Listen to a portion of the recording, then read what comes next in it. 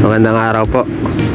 So this time po, mag-update naman na po tayo ng mga biyahe dito sa Parañaque Integrated Terminal Exchange dito sa Barangay Tambo, Parañaque City.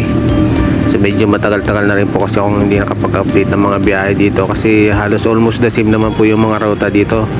So lately lang po medyo may mga additional trips like sa Visayas area and then Mindanao area. Meron na din po dito like sa Davao. And then meron din po silang ibang mga additional route dito na dinagdag.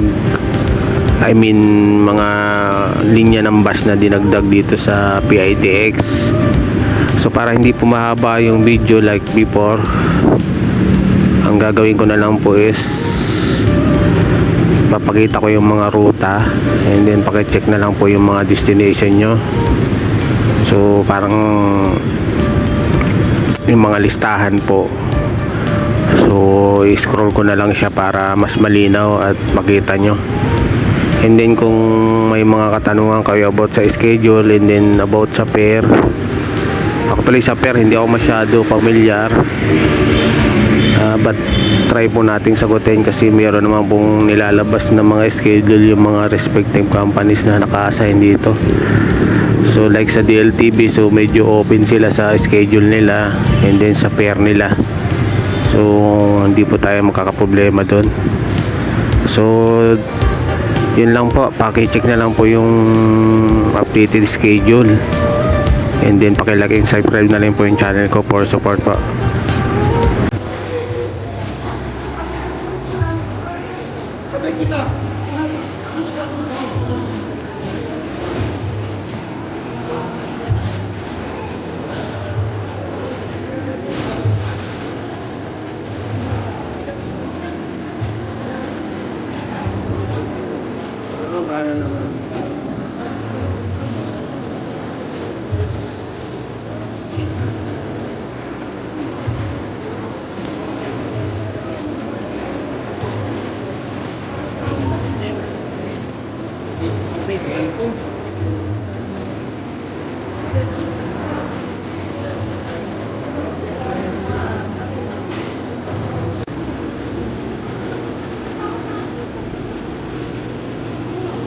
Sorry.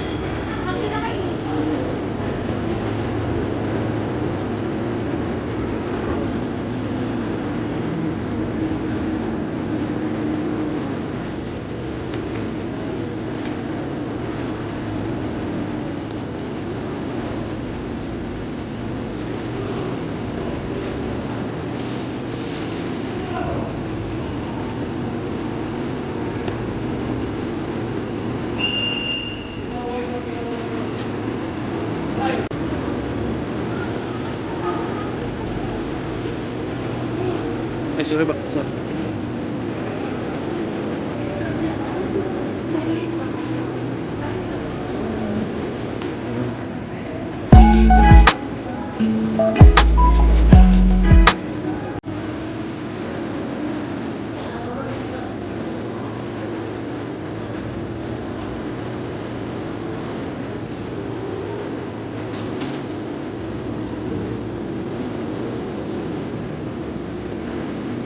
So that's all po. So actually meron po silang mga tinitest na biyahe dito based po dun sa PITX apps nila, yung sa live daily schedule nila. I think parang bandang norte po ito. So hindi ko muna siya ilalagay kasi hindi pa ako masyadong sure dun sa schedule nila. Pero if ever na i-visible po nung apps nila yung schedule, ilalagay ko na lang po sa description box. So bali yung mga biyahe po dito, ilalagay ko rin po lahat sa description box. So para mas mabilis nyo makita kung ayaw nyo pong mag-scroll pa ng video. And then kung may mga katanungan kayo, ask nyo lang po sa comment section, like yung sa pair and then yung schedule, and then try po natin sagutin. So that's all po. Maraming salamat pa ulit.